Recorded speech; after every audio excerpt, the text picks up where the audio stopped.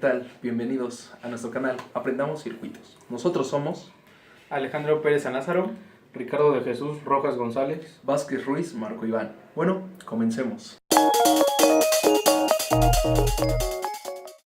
Estamos en el concepto de marco teórico, que es el circuito RL. Está conformado este circuito por una resistencia y un inductor. También se dice que es resistivo o inductivo. Tenemos su ecuación diferencial que representa el comportamiento de la tensión, que es igual al inductor, más la resistencia total por la corriente que fluye en el circuito.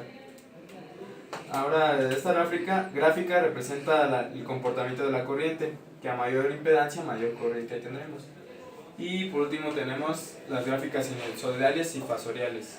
Esta corresponde a la resistencia y esta a la del inductor. Ahora, la de la resistencia, ambas ondas sinusoidales, la de la tensión y la corriente, están en fase, como podemos observar.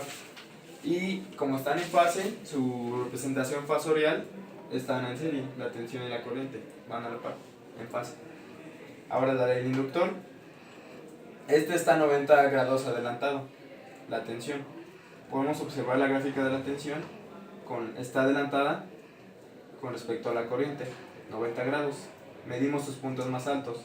Y en el diagrama fasorial tenemos la misma dirección de la corriente y unos 90 grados adelantado la tensión. Les voy a explicar qué es un inductor. Un inductor es un componente pasivo en un circuito eléctrico que almacena o libera energía en un campo magnético. Esta diferencia del capacitor, cuando se desconecta, pierde su energía. Estos se representan mediante bobinas que están hechas de alambre o hilo de cobre esmaltado. Bueno, esto consiste en un núcleo que puede ser tanto de aire como de hierro. Esto dependiendo la intensidad del campo magnético que nosotros querramos. Bueno, les voy a explicar ahora las partes de la bobina. La bobina se divide principalmente en tres partes, que es la longitud que tiene, el número de vueltas y el núcleo. Como dije, puede ser de aire o puede estar compuesto de hierro. Sus propiedades son la resistencia. Esto depende mucho de la longitud. Es una resistencia muy pequeña, que para ciertas escalas no se toma en cuenta, pero en algunas sí, y esto depende por su longitud. La inductancia es la fuerza del campo magnético, y la reactancia se mide mediante esta fórmula. Esta fórmula es 2 veces pi por la frecuencia y por la inductancia. Siguiendo con el marco teórico, sigue la impedancia. En un circuito de corriente alterna donde tenemos resistencia, inductor y capacitor, donde fluye una corriente, a esta dicha corriente va a haber una oposición a que fluya la corriente. A eso es lo que le llamamos impedancia. Se puede representar con una forma real más una imaginaria. La real va a ser la resistiva y la imaginaria va a ser la reactiva.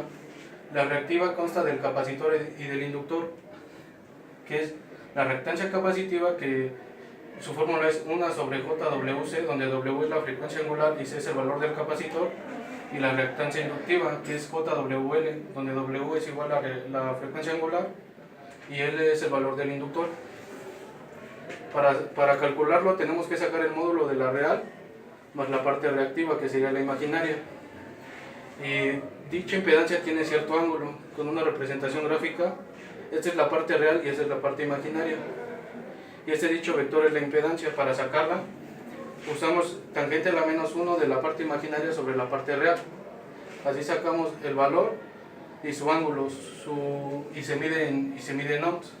Ahora, en el diagrama de impedancia, en este diagrama podemos observar que la resistencia está a 0 grados.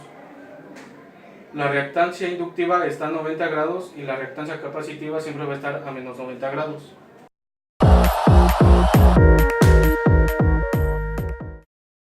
Primero probamos las puntas del osciloscopio y probamos las terminales. Después armamos el circuito RL con el resistor y el inductor. Calculamos la tensión del resistor e inductor y la tensión total. Anotamos los valores. Calculamos los valores de los elementos pasivos como el VRMS.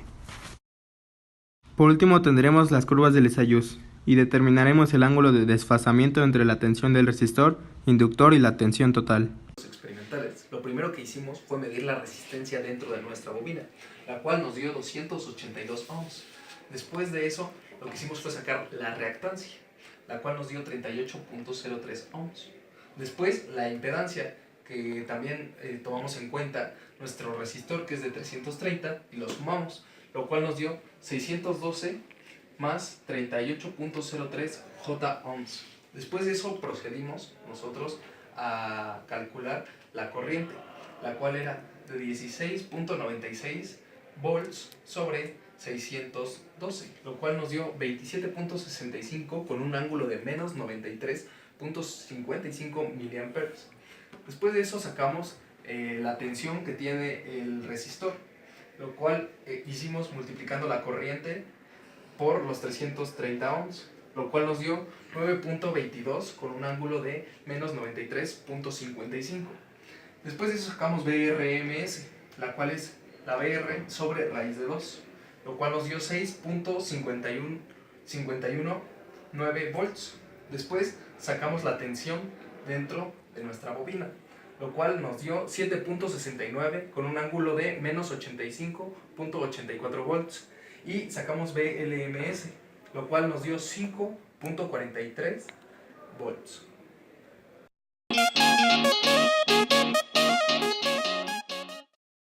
Con esta práctica yo aprendí a conformar un circuito en RL, aprendí a sacar impedancias, a hacer los cálculos correspondientes analíticamente y mejoré mi uso del osciloscopio.